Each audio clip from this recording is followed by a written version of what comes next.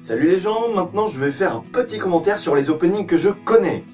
Enfin, sur mes 20 préférés. Et vu que je pense avoir mis tous les openings que je connaissais, je pourrais dire qu'en 53e place, on a le générique de Koikase, qui est juste insupportable. En 52e position, on a l'opening d'Onizuki, qui, bon, n'est pas extraordinaire, et qui est très moche visuellement, et un peu casse-couille à force. Mais c'est énergique, il y a parfois un bon rythme, donc voilà. Mais il reste très niais. Et en numéro 51, le générique de Princess Lover, qui est sympa. Bon, il n'y a rien d'exceptionnel, mais j'aime bien, le rythme est assez régulier, il n'y a pas un gros pic, puis tout d'un coup de la grosse merde. Après voilà, comme je vous l'ai dit, l'ordre de mes openings préférés change constamment, mais globalement, c'est ça. Et Princess Lover aurait très bien pu avoir son générique dans le classement, et j'en aurais dégagé un à la place. Bon, comme la description de cette vidéo résume globalement bien ce que je pense des 30 premiers openings, eh bien, on va faire un grand saut. Donc, après le générique de NHK Yokoso et ses images qui n'ont strictement aucun sens, celui de Clannad qui est un pur copier-coller du générique d'Air pour la présentation des personnages, en plus propre cependant, certes, celui de la mélancolie de Haruhi Suzumiya qui a ses superbes chalala mais également le début le plus inutile que j'ai jamais vu, celui d'Anohana qui est réellement une source d'apaisement, celui d'Air qui a parfois des dessins absolument dégueulasses, celui de Junjo Romantica où j'ai pris un immense plaisir à le placer très haut dans le classement ainsi qu'à mettre cette scène en particulier, et ce d'Another et Persona 4 que j'ai déjà longuement évoqué. On passe directement au numéro 20. Si vous vous rappelez, j'avais dit que le générique changeait à tous les épisodes. Bon, je vais pas faire ma mauvaise foi, globalement le générique change juste la présentation des personnages. Mais il n'empêche qu'il y a des éléments que je préfère dans une version, d'autres éléments dans une autre version, etc. Donc je ne sais pas quel opening je préfère. Par exemple, dans cette version, j'aime ce plan parce que je l'aime. Voilà, je ne pourrais donner aucune explication, je l'aime parce que je le trouve bien, c'est tout. Il y a également cette séquence que j'adore dans une autre version. Regardez-moi ça, on voit avancer les personnages, donc on se dit qu'ils vont se rencontrer, se retrouver face à face, les yeux dans les yeux, et hop, plan suivant, ils marchent côte à côte, ils empruntent des routes parallèles.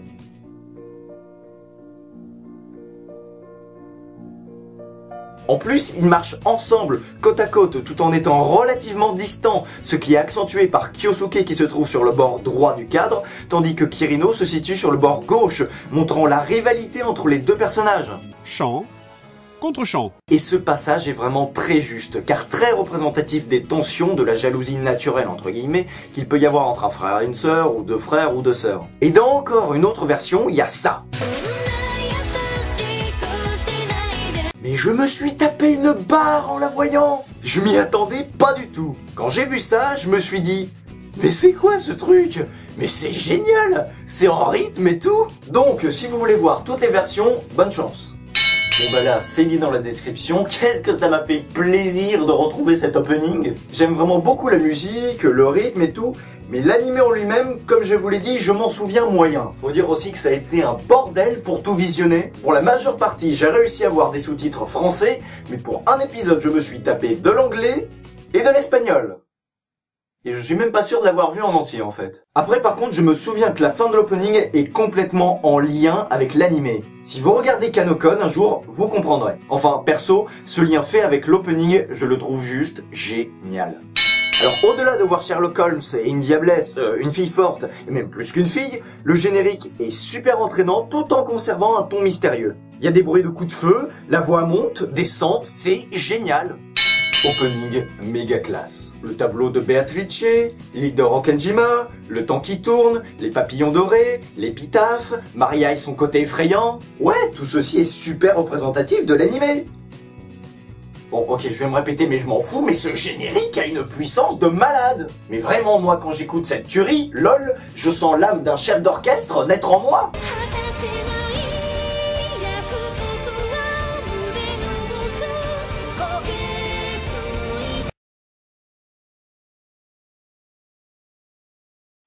Bon bah là, comme pour Oreimo, c'est réaliste et y a pas grand chose à dire. Que font les filles? Elles courent pour aller à l'école.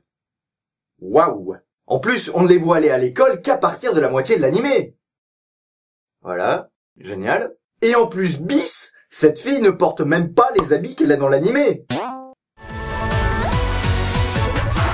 Après, comme je vous l'avais dit, j'adore le bruit des claques. Puis comme vous avez pu l'entendre, malgré le cadre réaliste, il y a une bonne puissance dans la musique.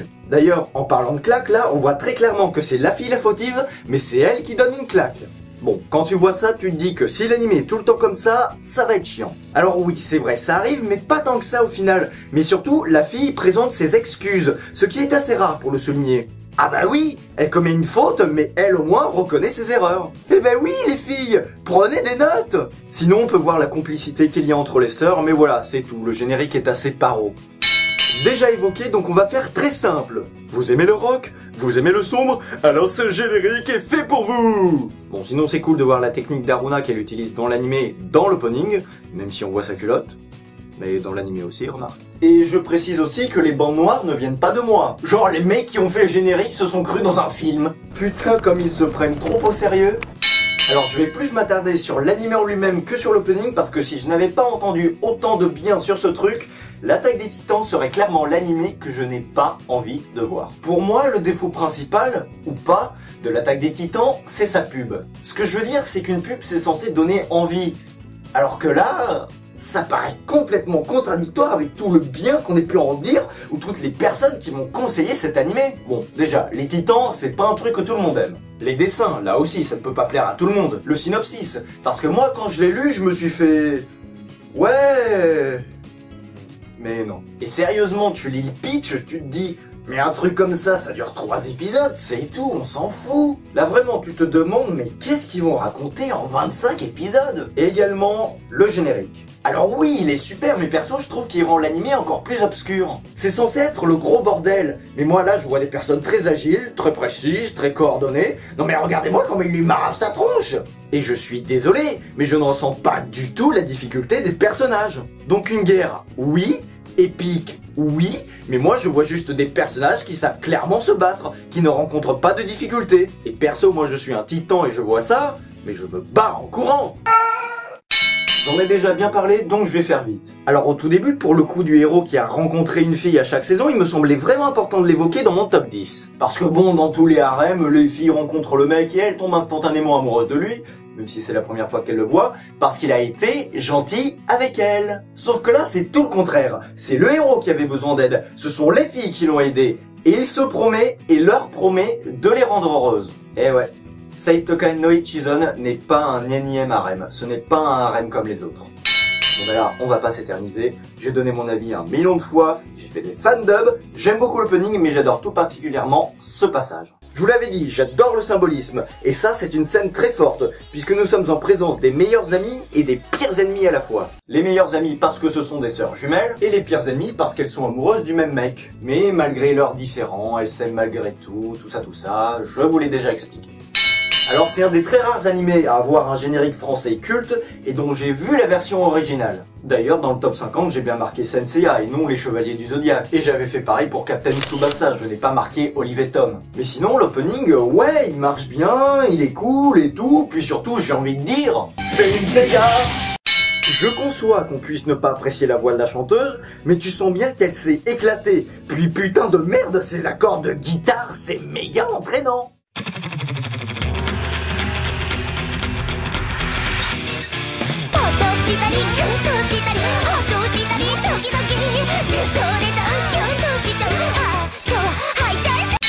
Bon, j'en ai déjà bien parlé d'Higurashi, mais il fait partie des animés, enfin les 2 premières saisons, qui ont des génériques que je peux tranquillement regarder au lieu d'avancer. Ah oui, au fait là, le coup de Nini, ou Totoche, je trouve intéressant le fait qu'en VO le surnom soit lié au statut de grand frère, au Nichan, Nini, alors qu'en VF c'est associé à son prénom, Satoshi Totoche. Voilà, c'était la parenthèse inattendue, inutile. Enfin bon, l'opening de la saison 1 est très sombre. C'est pas très rassurant tout ça. Le générique de la saison 2 l'était moins, mais tout aussi génial. En revanche, les openings des saisons 3 et 4, ce ne sont pas du tout mes préférés, ça c'est très clair. Et en même temps, ils ne sont pas mauvais puisqu'ils respectent l'ambiance de leur arc respectif. Je veux dire, dans Higurashi Rei, on a quand même eu droit à ça.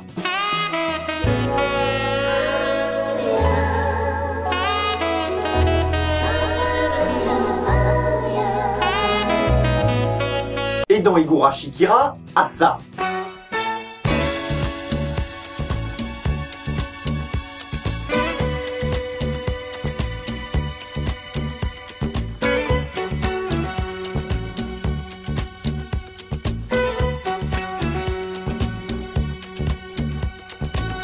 You'll never find Bon allez, comme les lesbiennes et les mecs hétéros ont été gâtés, mon côté égalitaire m'impose de faire plaisir à présent aux filles hétéros et aux gays.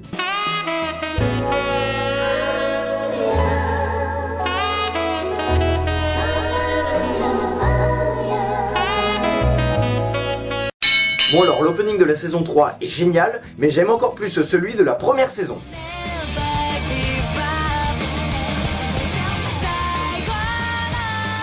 Oh putain, mais les riffs de guitare et de batterie, mais ça n'a rien à envier à Death Note.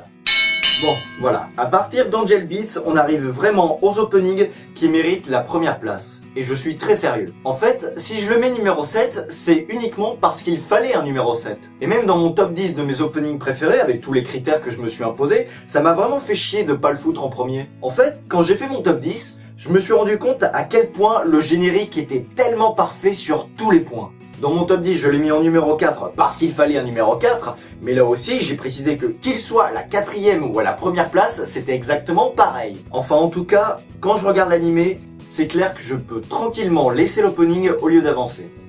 On va pas s'étendre là-dessus éternellement, on montre bien que Monokuma est une petite pute, c'est très représentatif de l'animé, Monokuma est une petite pute, l'ambiance est géniale, et je ne sais plus si je l'ai dit, mais Monokuma est une petite pute. Alors là, j'ai découvert l'opening en 2 fois. La première fois, c'est parce qu'on m'avait conseillé cet animé.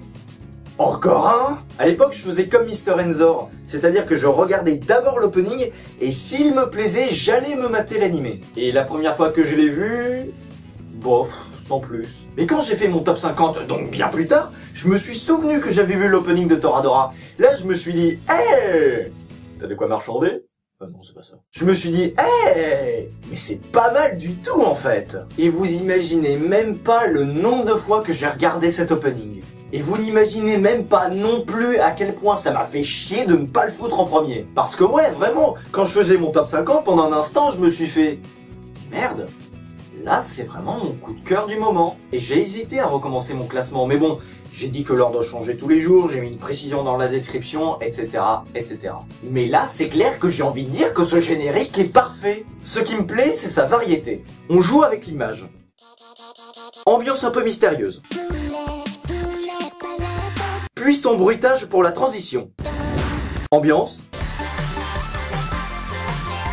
Et cette meuf me fait rire tellement son geste n'est pas du tout naturel. Des cris, entre guillemets. J'aime par ailleurs beaucoup l'idée de cette petite bande de potes, mixte et assez équilibrée. Je veux dire, si on avait eu un garçon pour 4 filles, là ça aurait été juste du gros harem. On joue avec l'image. Clairement un truc d'espionnage. Ambiance. Un truc plus enfantin qui me fait penser à oh les amoureux. On joue avec l'image. Ambiance. La fille me fait trop rire. Changement de plan. Ambiance qui change en fonction du point de vue. On joue avec l'image. Cet opening n'est pas constant une seule seconde, il ne ressemble à aucun autre. Et j'espère que vous comprenez pourquoi je l'adore à ce point, et que même si je l'ai mis en numéro 5, il fait en réalité partie de mes numéros 1. La première fois que j'ai entendu cette chanson, c'était dans la bande-annonce de Little Buster's Refrain. Et c'est vrai que j'accrochais pas mal. Faut dire aussi que le trailer est magnifique. Je l'ai vu 1 million de fois et j'ai donc sorti le paquet de mouchoirs 1 million de fois. Bah pour m'essuyer les yeux évidemment, vous pensiez à quoi? Et c'est vrai que le truc fait chialer, avec la musique et surtout les sous-titres japonais qui ne sont pas traduits, auxquels je ne comprends rien, et je sais pas où, mais moi, ça me fait vraiment pleurer à chaque fois. Et ce qui est intéressant, c'est que le titre de l'opening, Boys Be Smile, fait écho à une autre musique qui revient assez souvent dans la première saison, c'est Boys Don't Cry. Donc je trouve ça cool. Donc voilà, la première et la deuxième saison sont extrêmement liées, que ce soit au niveau de la continuité de l'histoire, des musiques, des génériques, donc chapeau bas les gars. Boys, hats, off.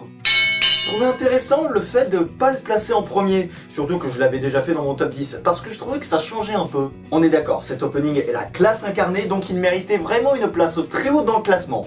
Mais j'avais un peu envie de surprendre. Alors au début, j'avais beaucoup hésité si je devais le mettre en premier. Parce que ouais, franchement, cet opening est génial. Plus que la musique, plus que la chanson, les images. Le rouge et le gris, il y a un sentiment de malaise, d'oppression. Les poupées qui saignent, c'est juste méga classe. Et je vais devoir changer de pantalon. Alors lui, c'est clair que c'est le générique qui revient de très loin. Quand tu sais que je le détestais au début, je me disais vraiment que c'était de la merde. Et puis en fait, je me suis rendu compte que non, bien au contraire, il est juste parfait. Oui, il y a 2 poids 2 mesures, c'est vrai. Alors certes, l'anime ne vaut pas grand chose et il y a autant de Yuri dans ce manga que d'intellectuels à la manif pour tous, mais en termes de scénario, l'opening est très représentatif de l'anime. Ça montre de la joie, de la puissance, de la tristesse, de l'énergie, de la mélancolie, de la force, de la rage, en ayant par moments des notes dignes d'une musique de Ratchet et Clank, et après tout c'est normal qu'il y ait une sonorité extraterrestre puisqu'on parle quand même du soleil et de la lune. Donc voilà, je m'arrête ici, j'espère que toutes les vidéos vous ont plu. Pensez à vous abonner, partager, et si vous ne le faites pas,